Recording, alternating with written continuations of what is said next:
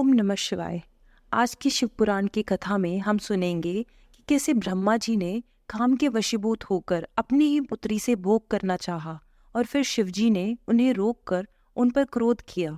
भगवान सदाशिव की माया धन्य एवं अपरंपार है। उन श्री शिव जी की माया ने ब्रह्मा जी को जिस प्रकार नचाया वह कथा कुछ इस प्रकार है कि सृष्टि की वृद्धि करने हेतु ब्रह्मा ने अपने मुख से एक कन्या को उत्पन्न किया और उसे उत्पन्न करके उनके हृदय में कुछ अहंकार उपजा। अहंकार प्रत्येक प्राणी को दुख देता है। अस्तु उस समय शिवजी ने यह लीला दिखाई कि उनके मुख से एक ऐसी परम सुंदरी स्त्री उत्पन्न हुई जिसको देखने मात्र से ही संपूर्ण दुख दूर हो जाए। उस स्त्री का नाम संध्या रखा गया। वैसी सुंदरी मनुष्य लोक में तो क्या, देवलोक में भी कोई नहीं थी। वह नख में शिखा तक नवीन पूर्ण चंद्र के समान प्रभाशालिनी, गजगामिनी तथा चंपक वर्ण कामिनी को देखकर ब्रह्मा जी के हृदय में काम वासना जाग ही उठी और उन्होंने उसके साथ रमन करने की इच्छा से अपने स्थान से उठकर खड़े हो गए, परंतु दक्ष आदि ने उस समय उन्हें ऐसा करने से रोक दिया। तदुपरांत वे सब दक्ष आदि उनके पुत्र स्वयं उसकी ओर पाप भरी दृष्टि से देखने लगे। जिस समय ब्रह्मा अपने मन में उस स्त्री के प्रति अनेक प्रकार के विचार कर रहे थे, उसी समय अचानक ही एक अत्यंत सुंदर पुरुष भी वहीं उत्पन्न हो गया। वह उसके सामने आकर खड़ा हो गया और उनको इस प्रकार कहने लगा, हे पिता, आप मुझे मेरा नाम और काम बता दें। आप मुझे जहाँ रहने की आज्ञा देंगे मैं वहीं रहूंगा।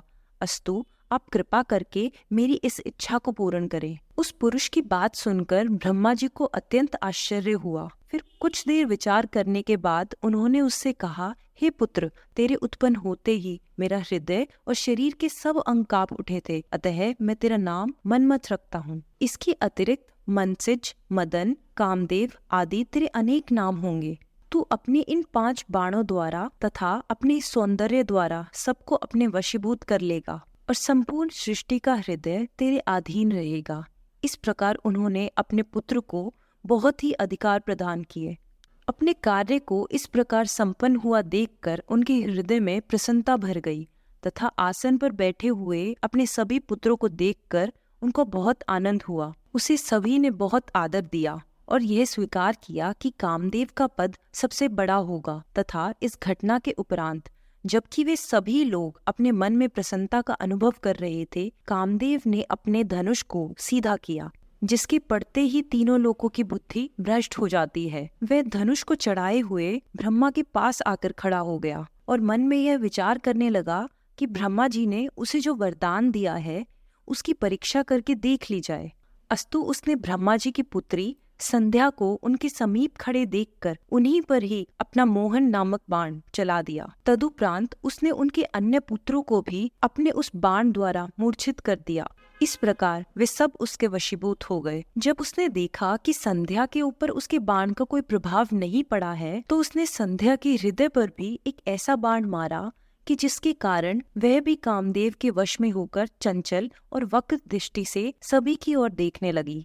वे सब लोग बुद्धि भ्रष्ट हो जाने के कारण उसे पकड़ने की इच्छा करने लगे, क्योंकि काम से वशीभूत हो जाने के कारण उन्हें किसी प्रकार के कुकर्म तथा पाप का विचार नहीं रहा था।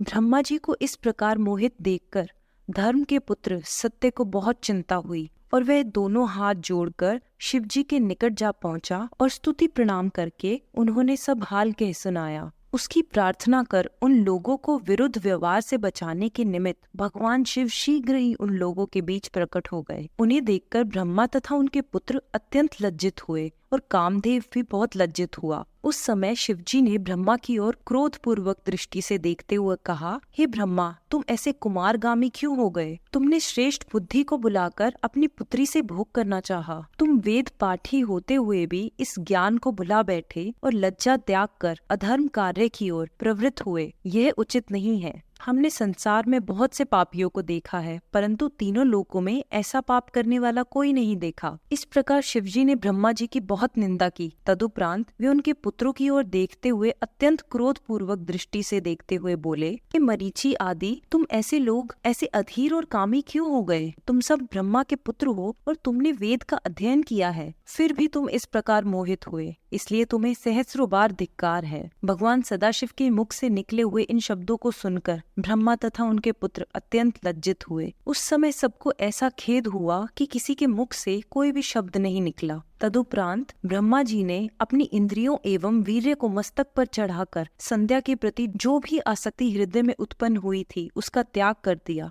भगवान सदाशिव के भय से ब्रह्मा पाप कर्म में प्रवृत्त होने से बच गए और उनकी पुत्री और उनके पुत्र भी उस निंदनीय कर्म से विमुख हो गए। उस समय भय के कारण ब्रह्मा जी के शरीर से जो पसीना टपका उससे 64 योगिनियां उत्पन्न हुई, जो संसार से विमुख होकर तपस्या के अतिरिक्त अन्य कोई कार्य नहीं करती थी। तदुपरांत 86 पुत्र और उत्पन्न हुए। दक्ष प्रजापति के शरीर से पसीना निकलकर पृथ्वी पर गिरा, उससे एक स्त्री की उत्पत्ति हुई। अत्रि, मरीचि, पुलह तथा नारद के शरीर से पसीना नहीं निकला। वशिष्ठ, विश्रवा, अंगिरस तथा कृतु के शरीर से जो पसीना निकलकर पृथ्वी पर गिरा उससे संपूर्ण अंगों सहित पितरों की उत्पत्ति हुई, जो सबसे प्रतिष्ठा प्राप्त करने योग्य एवं प्रसन्नता प्राप्त कराने वाले हैं। उन्हें उसी समय वेद और धर्म शास्त्रों का ज्ञान हो गया। वे सब परम धार्मिक, धर्म का उपदेश करने वाले एवं संपूर्ण कार्यों को करने की क्षमता रखने वाले थे।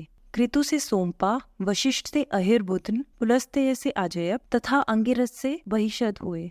इस प्रकार पितृ 4 प्रकार की हैं, पर वे 6 प्रकार के प्रसिद्ध हैं।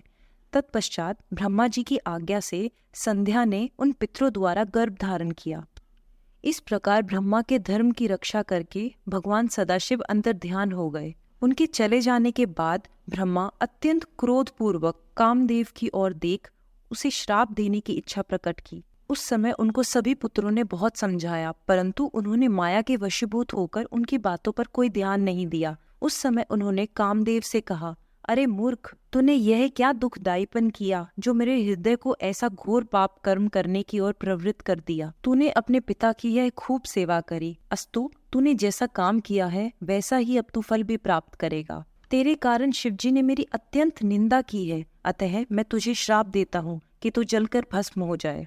भगवान सदाशिव के नेत्रों की अग्नि में पड़कर तुझे अपना शरीर त्याग देना पड़े। तेरी उस दशा को देखकर मेरा हृदय शीतल हो। इस श्राप को सुनकर कामदेव अत्यंत भयभीत हो थर थर कांपने लगा और इस प्रकार कहने लगा, हे पिता, आप संसार को उत्पन्न करने वाले तथा न्याय और अन्याय की स्थापना करने वाले हैं।